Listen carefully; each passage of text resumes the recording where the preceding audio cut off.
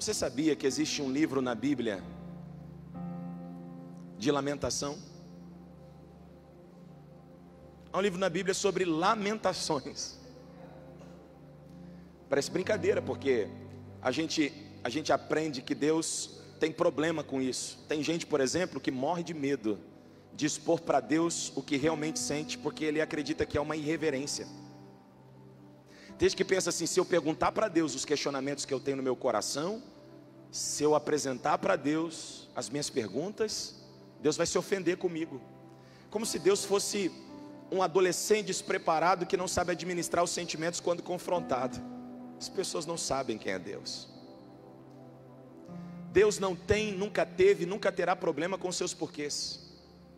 Me lembro de garoto, eu ouvi algumas mensagens sobre Jó, por exemplo, já disse isso aqui, as pessoas dizendo: nós temos que aprender com Jó, que nunca questionou a Deus. Não, calma aí. Jó não murmurou.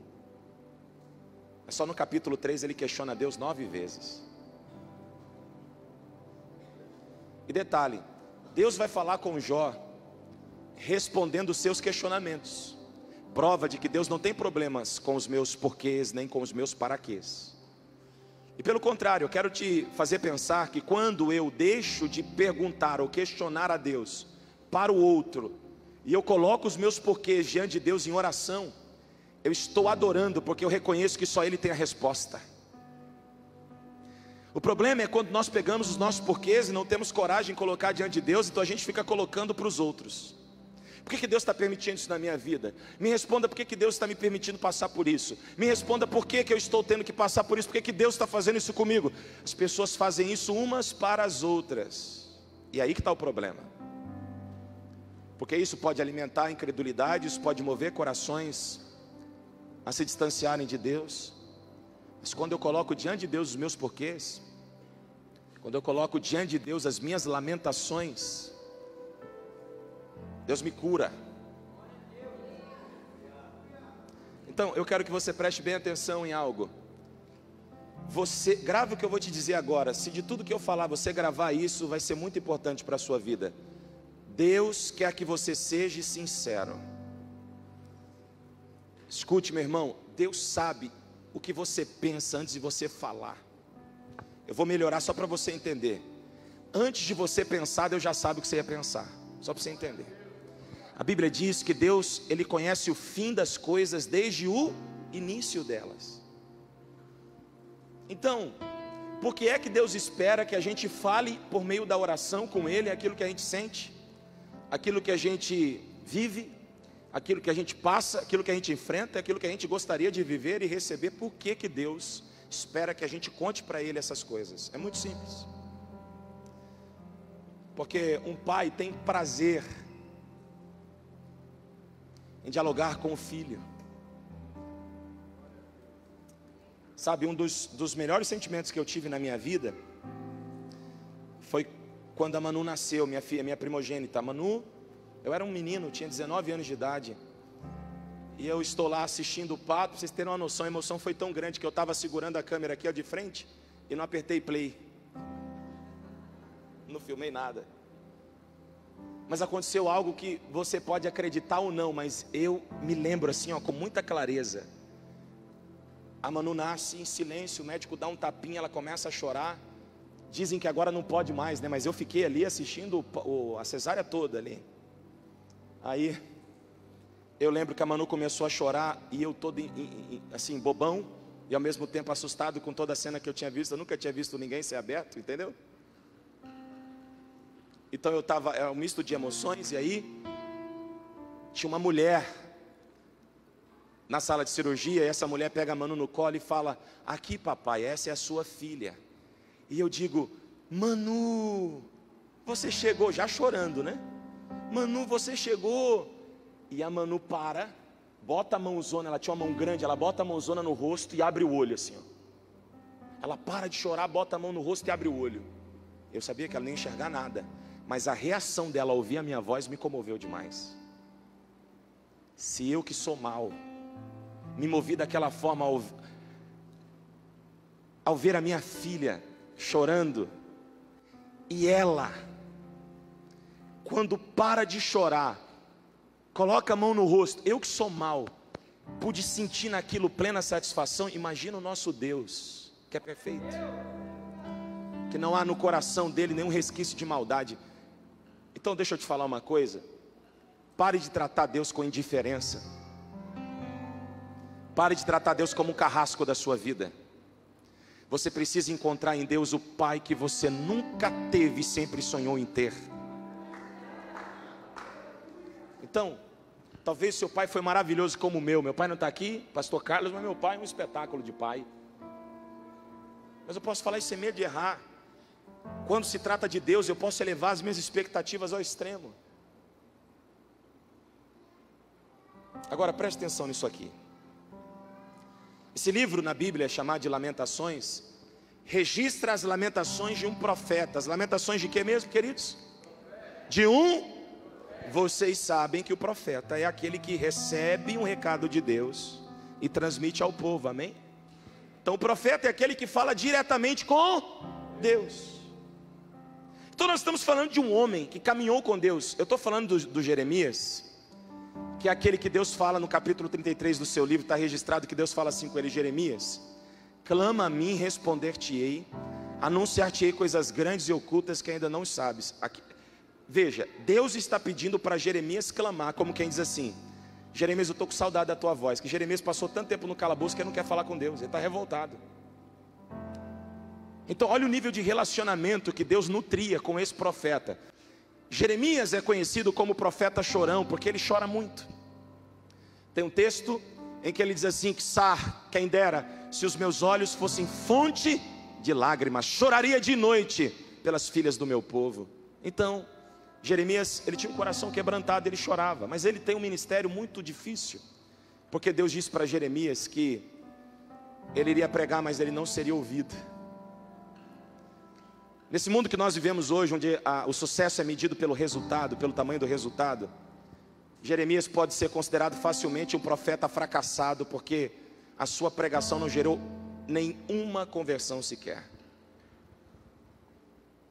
Isso nos prova uma coisa: que Deus não está interessado no resultado daquilo que eu faço, mas na integridade daquilo que eu faço.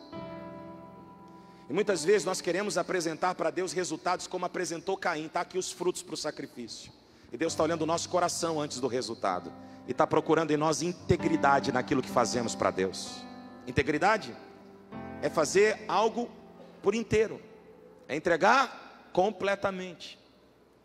Então não houve uma conversão, mas Jeremias cumpriu o seu propósito. Você pode não estar tendo os resultados que almejou em seu coração ter, mas a grande pergunta que não quer calar é: com qual integridade você está fazendo aquilo que Deus te chamou para fazer? Porque muitas vezes nós ficamos buscando reconhecimento social e descartamos a nossa relação com Deus e o reconhecimento do nosso Deus. Então eu quero que você preste muita atenção na palavra de hoje, muita mesmo. Porque essa mensagem, ela vai ser refrigério para alguns e confronto para outros. Deus espera que nós sejamos sinceros, mesmo que isso custe a nossa reputação. Você pode olhar para alguém e dizer assim para essa pessoa: Deus está preocupado com o seu caráter.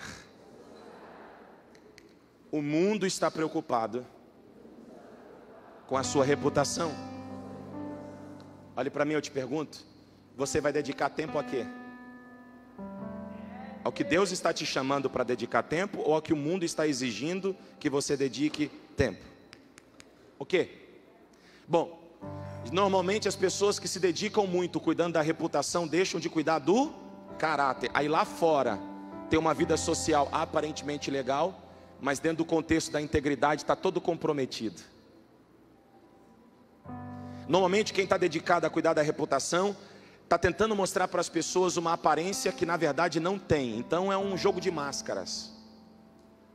Deus não está procurando isso em mim nem em você. E uma das coisas que mais pune a nossa alma é isso. É a busca de tentar mostrar para a sociedade aquilo que nós não somos. Então, preste muita atenção nisso. Deus não tem problema com as minhas lamentações. Mas Deus está nos chamando para transformar as nossas lamentações em testemunhos pessoais, de superação, de avanço, de crescimento. A prova disso é Tomé. Já volto para Jeremias, mas aguenta um pouquinho. Tomé, até hoje tem a sua reputação manchada, sabia? Já se passaram mais de 2000 anos e as pessoas continuam dizendo: "Ê, Tomézão". Quando? Quando está diante de alguém que não crê. Então as pessoas pensam na cabeça delas que Tomé é o incrédulo. Tomé é o incrédulo. Não, meus irmãos, Tomé é o sincero. Porque todos os discípulos duvidaram. E os outros que estavam na casa fizeram pior do que Tomé, porque Tomé não estava presente. Jesus voltou, João 20, Jesus voltou pela segunda vez na casa por Tomé. Mas ele já tinha encontrado os discípulos antes. Eu quero ler isso com você para você entender. Lucas capítulo 24, versículo 36. Olha o que diz a Bíblia aí, ó. Presta atenção.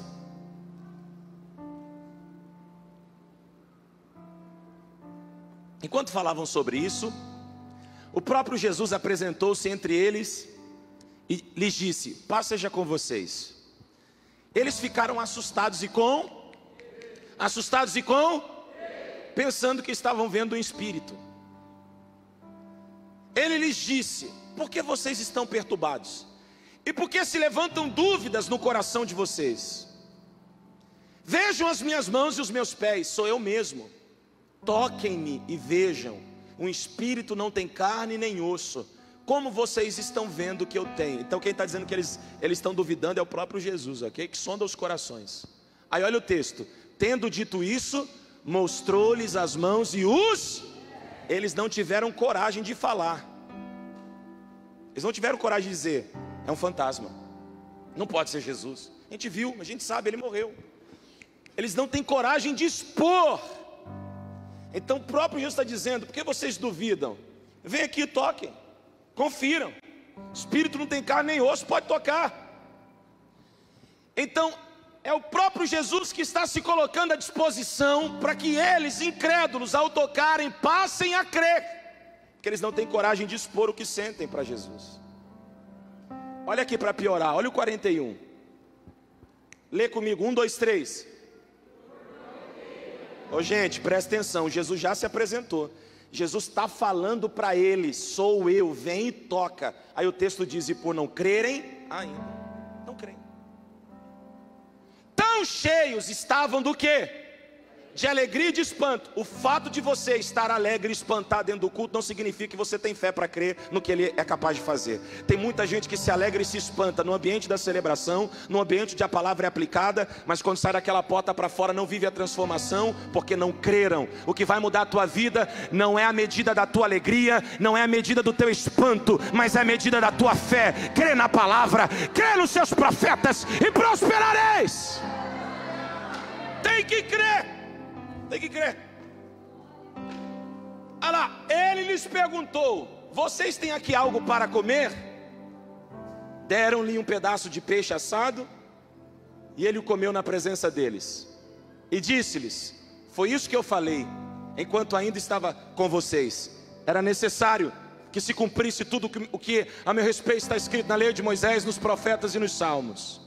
Então lhes abriu o entendimento, e grava essa palavra aqui: lhes abriu o entendimento para que pudessem compreender as escrituras. Então preste atenção, eles só passaram a crer depois que o entendimento deles foi aberto, depois que a mente deles foi aberta.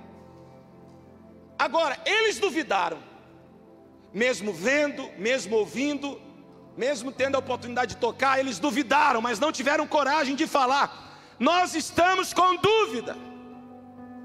Agora Tomé foi diferente, irmão. Tomé, quando ficou sabendo que Jesus tinha aparecido para eles, disse: eu só acredito se tocar. Tomé é o único que tem coragem de expor o que sente. Agora eu vou te falar, Tomé nunca foi incrédulo. Apesar de querer uma prova viva da aparição de Jesus, nunca foi incrédulo. Eu vou te provar. Olha isso aqui, João capítulo 20. João capítulo 11, versículo 16 primeiro. Olha isso aqui, João 11, 16. Lê comigo.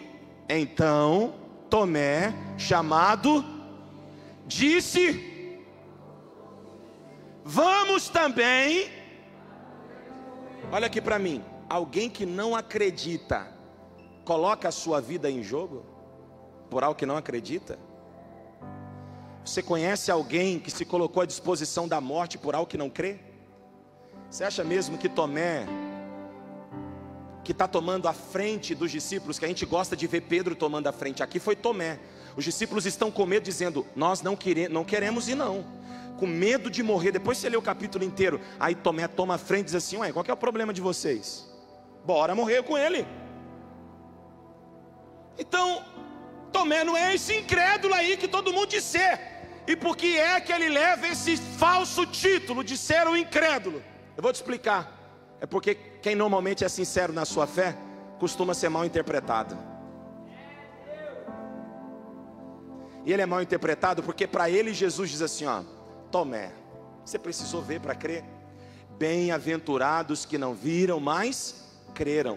E aí a gente pega esse texto isolado e diz: tá vendo? Nós somos melhores do que Tomé, porque Tomé não creu. Deixa eu falar, quem aqui já correu risco de vida por amor ao Evangelho? Você é melhor que Tomé? Então acho que você tem que repensar, porque na verdade Tomé não é um homem sem fé.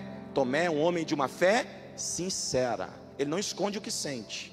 De todos os outros, diferente de Pedro, de João, que se silenciaram durante aquela aparição extraordinária de Jesus, Tomé já diz de cara: só acredito se tocar. E aí, Jesus para os outros precisou comer para eles passarem a acreditar que realmente se tratava do seu corpo ressurreto. E Tomé só precisou ouvi-lo. Já bastou. Quando Jesus disse para ele: vem aqui, Tomé, toque as feridas, Tomé creu. Então, Deus não tem problema com a nossa sinceridade. Nós temos problema ao interpretarmos Deus de forma equivocada.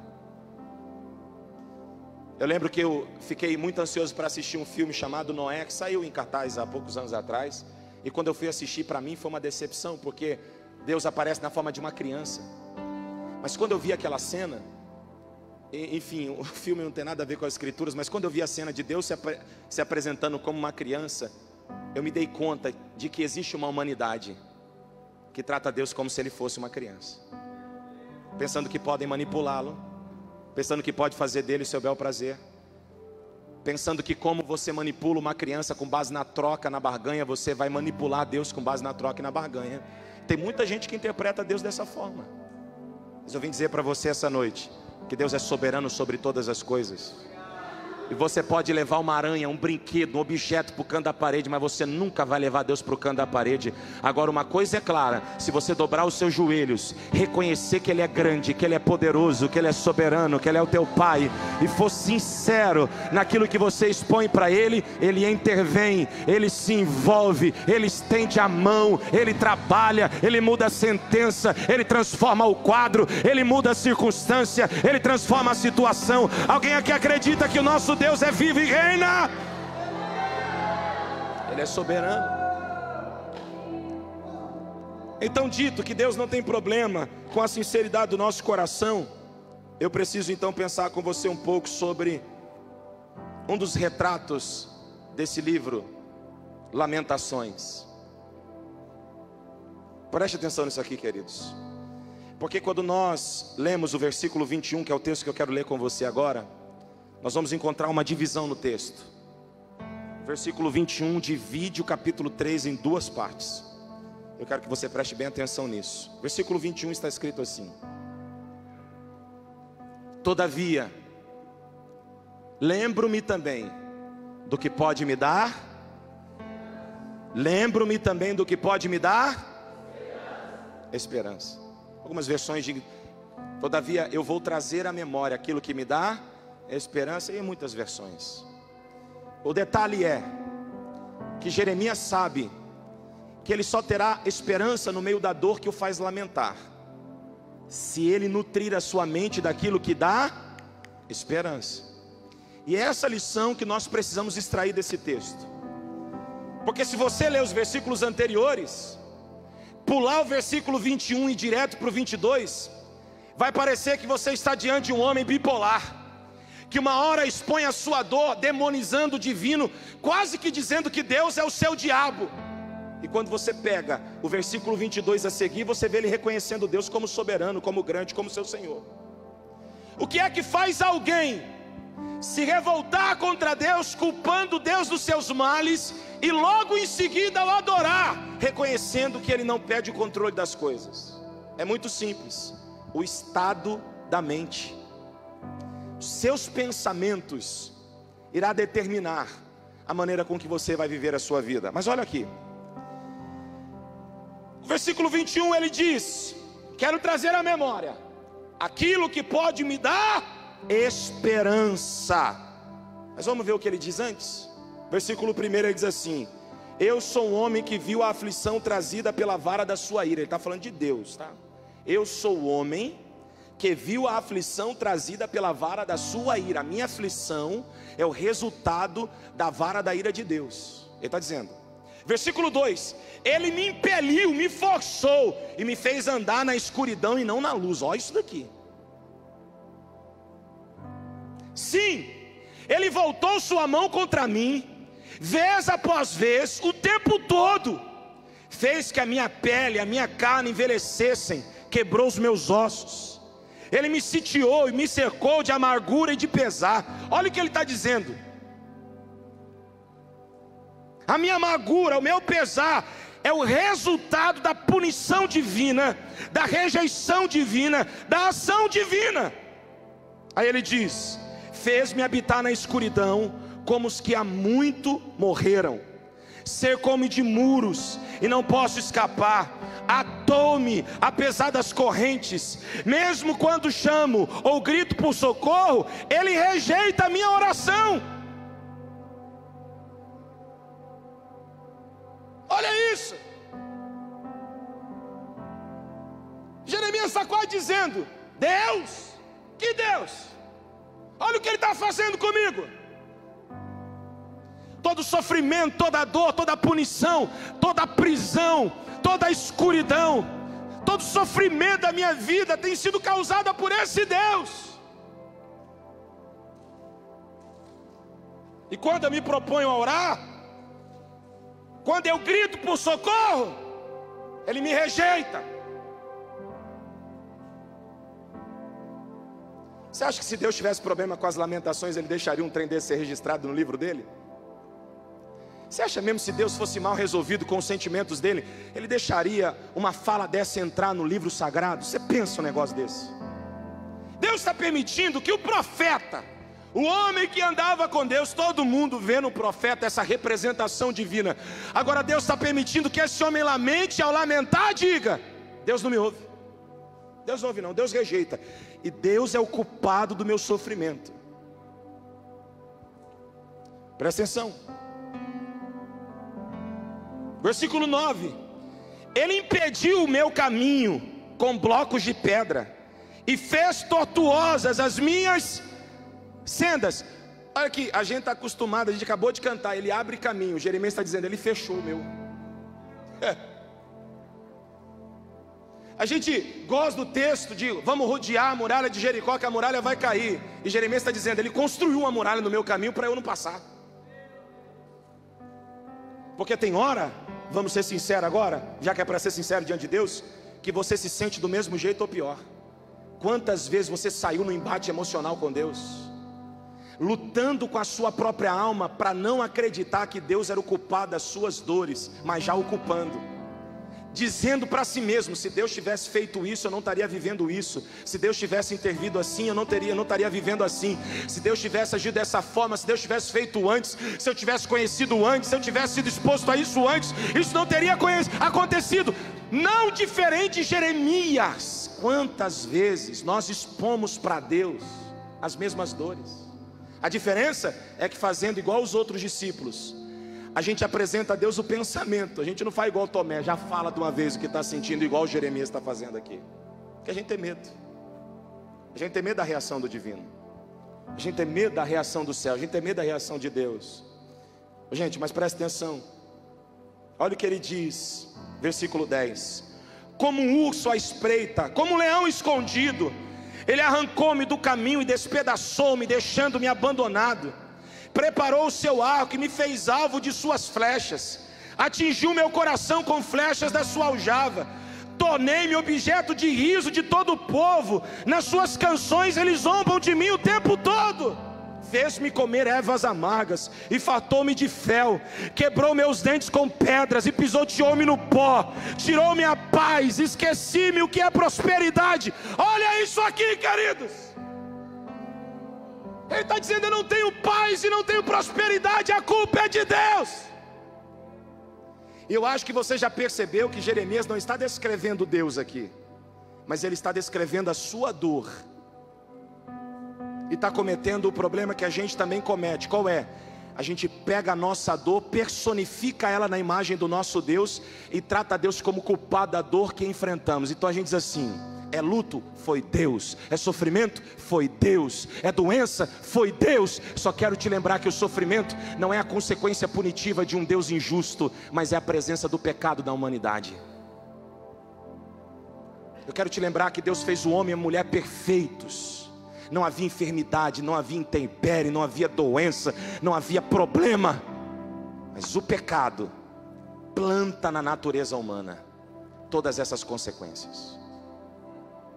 Mas Jeremias está pegando a sua dor e está dizendo: é Deus quem tem me feito sofrer. Escute, ele está dizendo: não tenho paz, não tenho prosperidade, a culpa é de quem? Quantas vezes, por falta de paz e de prosperidade, você culpou Deus? Não diferente de Jeremias. Vamos continuar lendo? Ele diz assim: por isso, versículo 18, digo: meu esplendor já se foi, bem como tudo que eu esperava do Senhor. Lembro-me da minha aflição e do delírio, lembro da minha amargura e do meu pesar. Lembro-me bem disso tudo e a minha alma desfalece dentro de mim. Ele está dizendo: eu estou numa guerra interna. Eu estou me lembrando de todo esse sofrimento, e quando eu paro para me lembrar de todo o sofrimento, eu só vejo um culpado: Deus. Porque eu não queria ser profeta, porque eu não queria estar vivendo isso. Deus me forçou, me impeliu, me obrigou, e agora eu tenho vivido todo esse sofrimento por culpa dele. Mas quando ele chega nesses dois versículos, o 19 e o 20, e ele diz: lembro-me duas vezes. O que está acontecendo é que Jeremias está começando a ter clareza de que o problema não é Deus, o problema são seus pensamentos. Porque lembrar é uma ação da mente. Tem alguém aqui? Tem alguém vivo aqui? Eu não sei se isso já aconteceu com você, mas isso acontece comigo com muita frequência. Uma guerra interna na mente, conflito na mente, um embate na mente. Vozes me dizendo vá e outras me dizendo fique. Vozes me dizendo faça, outras me dizendo não faça. Conflitos na mente. Jeremias percebe que há uma confusão na mente dele. E no meio dessa confusão, ele não está conseguindo enxergar Deus como quem Deus realmente é. Então ele enxerga Deus pelas lentes da sua própria dor e interpreta Deus de forma equivocada. Mas aí então chega o versículo 21 e ele diz: todavia, mesmo me lembrando dos momentos em que eu me senti abandonado, mesmo me lembrando dos momentos em que eu me senti alvo da ira de Deus, mesmo me lembrando dos momentos em que eu me senti rejeitado, mesmo me lembrando dos momentos em que eu me senti punido por Deus, mesmo me lembrando dos momentos em que parecia que Deus estava me impedindo, que Deus estava me poupando da paz e da prosperidade, mesmo eu me lembrando de tanta dor, mesmo me lembrando das perdas, mesmo me lembrando das tragédias, mesmo me lembrando dos traumas, todavia, como quem diz, apesar desses pensamentos que distorcem a maneira com que eu devo enxergar Deus, ele diz: todavia, porém, eu vou tomar uma decisão. Qual? A de me lembrar também. Ele está dizendo: eu não posso impedir que a minha mente se lembre das dores que vivi, Mas eu preciso tomar a decisão de me lembrar também daquilo que me dá esperança. Uma meia dúzia entendeu e reagiu. Pode falar uma coisa? É natural que a tua mente entre em conflito diante das perdas. É natural que a tua mente questione diante do luto. É natural que a tua mente argumente diante da porta fechada. É natural que a tua mente entre em conflito quando todas as coisas dão errado na tua vida. Mas uma coisa não é natural: você está dentro de um ambiente como esse, provando da glória, da manifestação, do cuidado, da bondade, da beleza de Deus, e não se lembrar também daquilo que Deus já fez por você, daquilo que Deus já fez pela tua casa, dos livramentos que Ele te deu, das portas que Ele abriu, dos escapes que Ele te ofereceu. O que não é normal é você não se lembrar também de todas as vezes que Deus te livrou, que Deus te poupou, que Deus te deu nome, que Deus te deu uma nova história. Agora, o que não é normal é você se lembrar apenas da dor e não se lembrar dos benefícios dela. Então vamos ser sinceros. Jeremias percebe no versículo 21 que o problema não é Deus, o problema é a sua mente.